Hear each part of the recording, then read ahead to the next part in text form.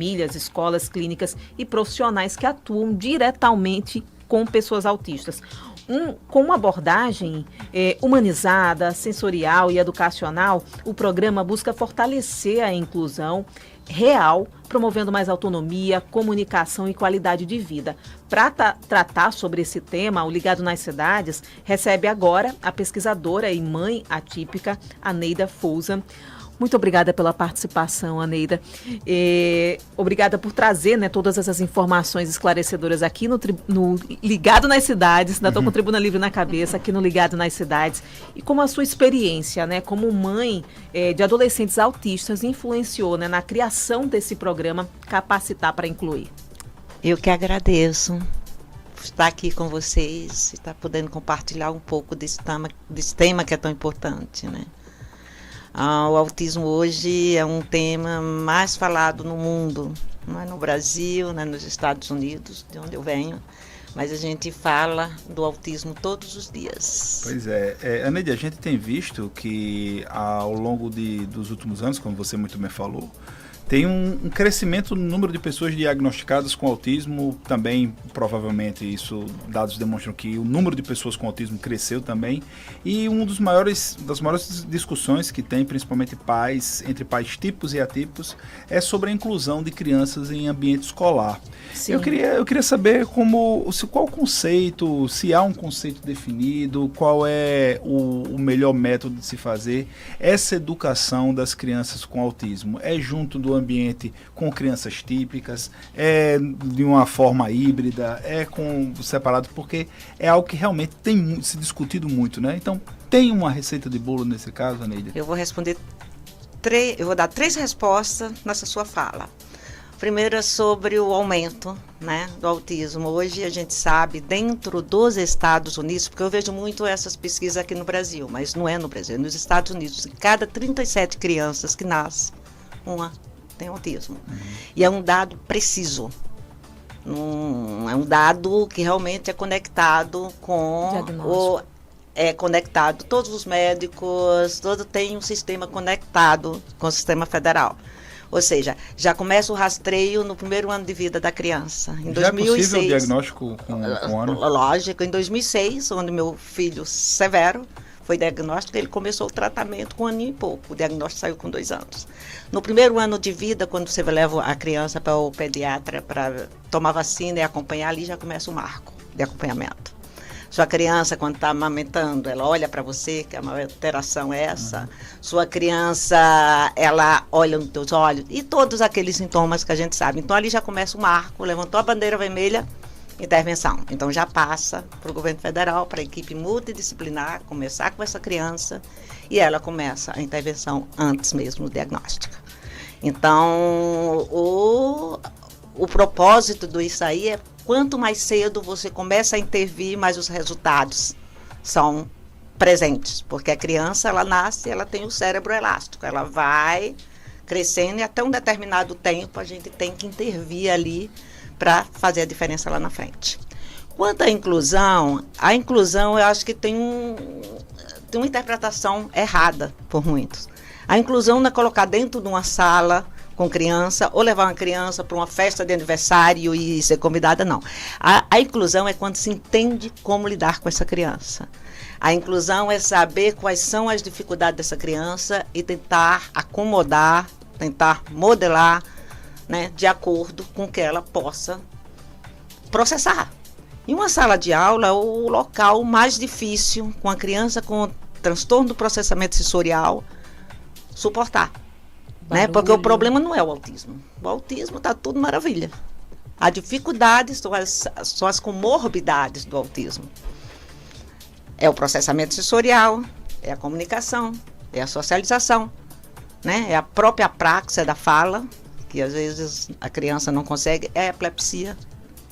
Né? E são aquilo que vem junto com o autismo. E quando a gente consegue detectar as dificuldades e abrir planos de intervenções, voltar daquelas dificuldades, aí a gente começa a ver as diferenças. Eu vejo que nas escolas eles não têm preparo. Os profissionais, não são culpa dos profissionais, eles procuram, eu tenho palestrado e eu vejo a força, eu tenho capacitado e eu vejo a vontade desses profissionais. poder atender e resolver essas dificuldades dentro da sala de aula. Mas a gente vê também a falta de entendimento daquelas criancinhas. Né? Você vê muito, às vezes, na própria sala de aula, como você falar, colocar a criança lá no final da sala com um acompanhante. E aí é o pior lugar para uma criança, porque ela visualmente ela está vendo todo aquele estímulo que ela não consegue processar visualmente. Né? Então, o que é que a escola faz, às vezes, para que a criança não prejudique as outras crianças na sala? Dificultou, tira da sala. Aí o que é que acontece? Ensina essa criança uma comunicação inapropriada. A criança vai dizer, eu grito, eu esperneio, eu vou fazer o que quer e eu vou sair. Ou seja, são comunicações que reforçam o tempo todo que a criança tem como comunicação. E qual seria a alternativa para isso? Além de uma capacitação dos profissionais, claro, que isso é bem óbvio que se precisa fazer. E famílias também, e de família, claro. Mas com relação ao ambiente escolar, deveria haver uma divisão, eu não vou falar segregação, vou falar uma divisão de acordo com as necessidades da criança. Para essa adaptação sensorial. Muito bem, eu acho que é a acomodação das escolas, tá? A criança pode estar sim na escola, mas em salas especiais, com crianças e profissionais ali que possam atender aquela criança. Não crianças com autismo, seriam crianças preparadas pelas famílias? Quando eu falo da separação, eu vou dar a comparação do próprio Estados Unidos, como funciona. A criança está dentro da escola que atende crianças típicas, tá?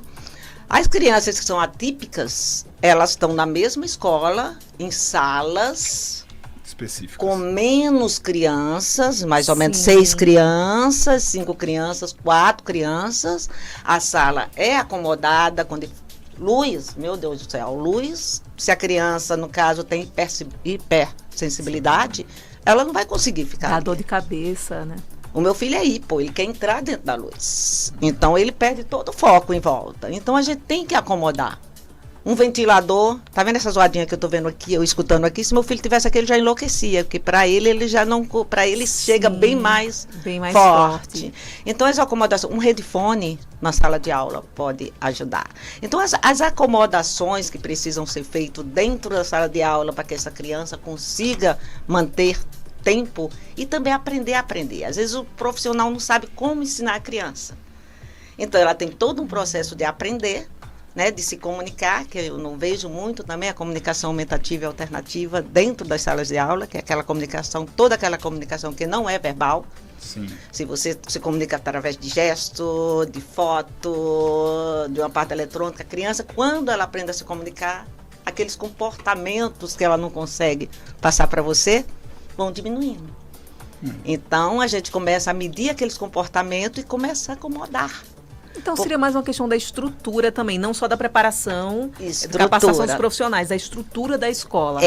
Também. A gente fala de capacitação, a gente fala de acomodações, que é justamente isso. Uma criança que não consegue sentar numa cadeira, como é que ela vai estar ali junto com aquela, se ela não consegue nem passar muito tempo, ela tem que andar, ela tem que pular.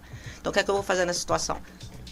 Eu trabalho com meu filho com a bola de pilar, ele não senta na cadeira, porque a partir do momento que ele está tendo alguns movimentos, ele perde aquele outro, ele substitui pelo aquele movimento, porque é necessário. A regulação emocional. Exato. Anélia, e a gente fala sobre a necessidade de terapias. Aqui no Brasil a gente tem muito uma judicialização também para que se consigam, inclusive planos de saúde, fornecerem e custearem esses tratamentos. Na saúde pública é muito difícil de se conseguir boa parte desses tratamentos. E você teve uma vitória, né, na Suprema Corte dos Estados Unidos relacionada a isso. Queria que você falasse um pouco sobre esse caso e sobre a importância, na verdade, a necessidade de judicialização em muitos casos. Né? A minha ligação com a Suprema Corte, que não começou na Suprema Corte, para você chegar em Suprema Corte, você tem que passar por todas as instâncias, né? Até antes a Suprema Corte estava no Ninth Circuit, e você vai mudando. E eu cheguei nela porque eu provei, mostrei que quando eu tirei meu filho da escola para homeschool, com 8 anos de idade, um dos programas de intervenção era traçar uma linha. Né? Mas traçar da forma que a escola queria que ele traçasse. No papel e no lápis.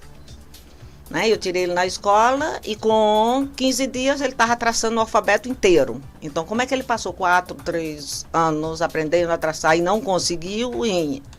Porque existiu a forma de acomodação. Ele não traça numa linha, mas ele traça no iPad com um lapisinho de borracha. Ele consegue. Então, uma coisa estão ali, né? Porque ele tem, a escola vai com lápis e o papel e ele tem que aprender, e se é a forma que ele visualiza de outra forma. Então, no caso, a briga foi para conseguir a legalização do homeschooling, né? Não. Os Estados Unidos sempre teve homeschool. Sim, Você sempre, pode. sempre A briga foi ele ter tido tanto alcance quando ele entrou no homeschool, e ele perdeu todo esse tempo da escola, porque não acomodaram e não adaptaram às necessidades dele. Então, hoje, o que foi ganho, né? Na discussão, então, nesse período, eu fui trabalhando meu filho. E a comunicação aumentativa é alternativa. Eu comecei a trabalhar, né, com equipe multidisciplinar, e eu procurei ver mesmo lá o CLA, onde estão os melhores pesquisadores do autismo no mundo, porque eu não acreditava que meu filho, que aqueles resultados que a escola estava me passando, era a realidade do meu filho. Então, eu peguei todo essa bagagem e fui ver o que é que ele fez. Eu peguei o IP dele, o Plano Individualizado de Ensino, e eu falei, vamos trabalhar nessa clínica, vamos trabalhar isso aqui, eu quero ver se ele consegue ou não. O porquê está tão, né, divergente. E foi um sucesso, assim, total. Tudo ele fez em cima das acomodações. Aí, por que eu entrei porque eu vi que a comunicação aumentativa salvou. Tudo, porque não existe ensinamento sem comunicação. E essas crianças não têm comunicação. Elas vão se comunicar se mordendo, batendo a cabeça na parede, te agredindo. Então, a comunicação dela passa a ser agressiva porque ela não tem uma comunicação funcional. Entendi. Meu filho hoje, nível 3, ele nunca foi medicado. O autismo não é doença, é um transtorno de comportamento. Então, o que a gente fez? A gente deu voz a ele com esse aplicativo. E ensinando. Então, hoje nos Estados Unidos, todas as crianças não verbais em sala de aula têm direito a um aplicativo de comunicação, um iPad, um tablet, né, que ele pode levar para casa, e os pais, treinamento dentro da escola, como trabalhar com esse processo. Interessante isso que você falou, de que às vezes algumas questões que a gente acha que é um sintoma, não é a forma como ele não está conseguindo se comunicar numa situação adaptada à realidade dele, ele acaba encontrando essas formas de se comunicar. Acaba sendo às vezes pelo grito, pela agressividade. Com certeza. Mas que dá para, com a capacitação do profissional ali, com o conhecimento das mães, dá para adaptar essa rotina. Dá para adaptar, e muitos profissionais e pais, o que é que eles fazem? Eles eles trocam a comunicação da criança para a agressão sem saber. Por quê? Eles reforçam aquele comportamento, sem saber que está reforçando. Vamos dizer, na sala de aula, se uma criança grita que aquele ambiente não está bem para ele, o que é que a professora faz? Pega o apoiador e fala, tira ele da sala. Então ele já sabe que toda vez que ele grita, ele vai sair da sala. Então isso para ele passa a ser uma comunicação. Então, saber lidar é o essencial. É um desafio muito grande, né? E a gente já falou várias vezes aqui sobre autismo ligado nas cidades, e cada vez a gente tem uma abordagem nova, algo mais a aprender, inclusive discussões que às vezes se contradizem com o que outros especialistas pensam também. Vai avançando, né, o conhecimento também, as pesquisas, né? Exatamente. E Anaide, mas a gente vai ter durante essa semana, na verdade, na próxima semana, né, mais 2 encontros. Já tiveram algumas palestras que foram realizadas, né, aqui, e terão mais 2 na próxima semana. Posso agradecer? Lógico. Eu quero agradecer a PAI de Caicó, né? Eu tive com toda a equipe multidisciplinar, tiveram também na minha palestra. Eu quero agradecer a associação Arte, que está fazendo um trabalho maravilhoso com essas crianças dentro do espectro, né? E todo a Sul, a Secretaria de Educação de Açu, a primeira Dana Virgínia, um beijo grande para você, né? Todo esse apoio nessas minhas palestras. Na segunda-feira eu estarei na Assembleia Legislativa com um público maravilhoso, falando sobre políticas públicas que a gente precisa muito entender, falando sobre as dificuldades. E na quarta-feira, gente, eu vou estar no Sebrae, e eu vou estar junto com a minha amiga Lucy, um beijo, a gente vai estar junto com o Ângelo, com o Augusto, e a gente vai ter, além desse trabalho de conscientização, a gente vai ter um papo de duas mães atípicas que fizeram a diferença na vida de nossas crianças. Ângelo e Augusto, para quem não sabe, são gêmeos que têm Sim. autismo. Na verdade, quem é de Natal e não conhecia Ângelo e Augusto, tá andando um pouco, porque o pessoal fala, deve ter uns 20 Ângelos e Augusto aqui, porque eles estão em todo canto, estão em Sim. Pirangi, São maravilhosos. estão no Midway e conversam. E muito, nas redes sociais, né? nas redes Mostram a sociais rotina também. nas Por redes quê? sociais, né? Por quê? Eu quero que vocês, papais, mamães, aprendam comigo. Vocês são os pilares da intervenção do filho de vocês. Não é o neurologista, não é, procure entender mais seu filho, até para na hora da consulta você saber se realmente aquilo tem a ver com aquilo que você realmente sente e vive dentro de casa. Precisamos saber lidar com nossas crianças. Amélia, para participar desses encontros, você pode ter algum tipo de Olha, inscrição necessária, tanto na Assembleia quanto no o nosso Instagram é Ainer, EJNER, número 4, autismo sem o O no final, porque é em inglês, né, autismo. Você vai lá, na bio, vai estar, né, as inscrições. Tenta, porque eu acho que já está tudo lotado, mas tente e que vocês vão ver muita novidade, né? Muitas coisas que a gente, né, acha que está ali. Quando eu dou minhas palestras, eu vejo eu não pensei nisso, porque eu não pensei nisso. Mas a gente vê que a gente pode fazer a diferença sim. Então, só para falar, vai ser na Assembleia Legislativa, qual o horário? No Sebrae, na Assembleia inicia 9 horas da manhã. Segunda-feira, às 9 da manhã. E no Sebrae inicia às 8 horas da manhã. Na terça-feira. Vai ser a manhã inteira. Na quarta. Na quarta. Sebrae é quarta-feira, Segunda segunda e quarta-feira. 25 e 27 de maio. Anélia, agradecer muito aqui para você. É um tema que realmente, como a gente já falou aqui, a gente está sempre ali falando, porque é muita gente que tem isso como eu não vou falar um problema, mas é um obstáculo na sua vida, infelizmente. É uma dificuldade, com muito certeza. grande.